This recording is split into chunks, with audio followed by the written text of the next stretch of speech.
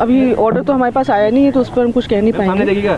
और हम तो बस यही कहेंगे कि हम अपने हक़ की लड़ाई लड़ रहे हैं और हमको कोई शौक़ नहीं था ये करने के लिए, बहुत मजबूरी में हमको ये कदम उठाना पड़ा है।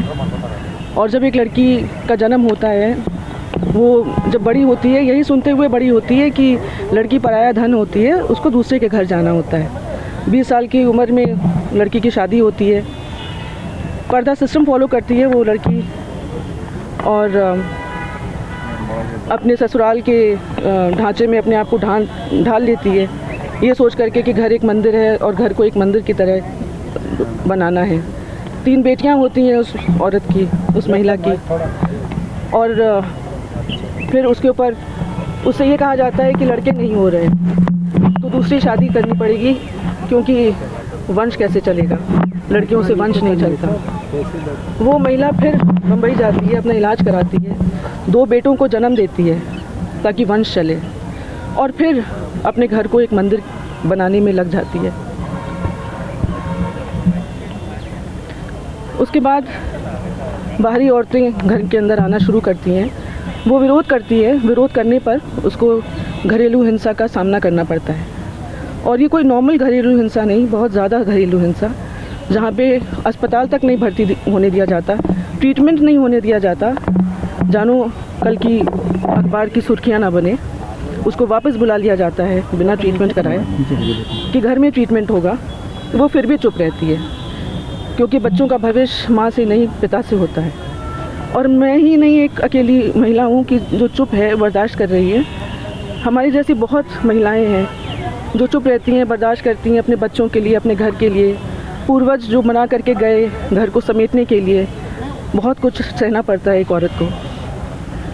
फिर गोली चलती है, वो तब भी चुप रहती है, फिर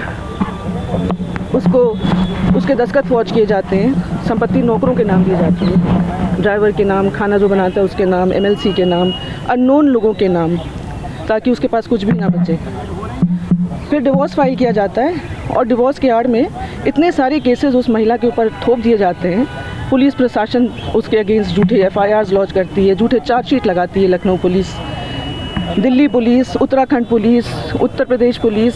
वो औरत एक के बाद एक केसेस में उलझती जाती है, उसको तोड़ने के लिए सब किया जाता है ताकि वो टूट जाए, और टूट करके वो अपनी हार मान करके डिवोर्स देने को तैयार हो जाए।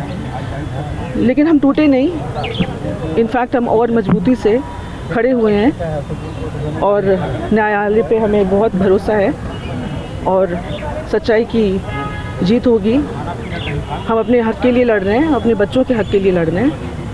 और ये बहुत गलत बात है कि पति दूसरी शादी करना चाहे, डिवोर्स फाइल कर दे, और फिर दूसरी औरत को के साथ घर में रहना शुरू कर दे।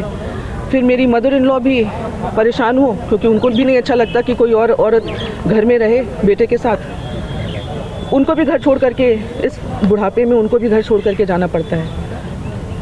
हम लोगों को घर में अलाउड नहीं है। हमारा DV जो है बहुत दिनों से स्टे पे था, जुरिस्डिक्शन स्टे पे। डिसाइड होना था कि महिला कोर्ट में चलेगा या PMLA कोर्ट में। अब सुप्रीम कोर्ट ने जो भी फैसला दिया है, अच्छा फैसला दिया है। और क्या फैसला? मैम, आज जो सुप्रीम कोर्ट में आप आई थी, ये कौन सा मामला था? इसमें जो याचिका आपने दायर की थी, उसमें क्या मांग की गई थी आपकी तरफ? हमारे लॉयर आ रहे हैं, बता पाएंगे। कोर्ट कचहरी की चीज़ें तो भैया हमारे लॉयर ही बता पाएंगे। आपको आखिरी एक सवाल, चूँकि आप जिस शख्स से लड़ रही हैं वो आपका अपना है, लेकिन बहुत प्रभावशाली और रसूखदार भी है, जिसकी बात कोर्ट के सामने आप लोग रखते आए। ऐसी स्थिति में जब आपको सबसे देश की ऊंची अदालत में आना पड़ा है, क्या लगता है कि अब न्याय मिलेगा, और क्या वो अभी भी अपने रसूख का इस्तेमाल करके आपके न्याय को बाधित करने की कोशिश करते हैं? भैया सामने क्या कहें इस चीज़ का, हर जगह से मैनेज किया जा रहा है। हमने पहले ही कहा, उत्तराखंड पुलिस, यहाँ दिल्ली पुलिस, UP पुलिस, सबको तो यूज़ किया जा रहा है हमारे अगेंस्ट, झूठे FIRs, सब जगह से हम लड़ रहे हैं, और सत्य की जीत होगी। न्यायालय पे हमें पूरा भरोसा है। Thank you.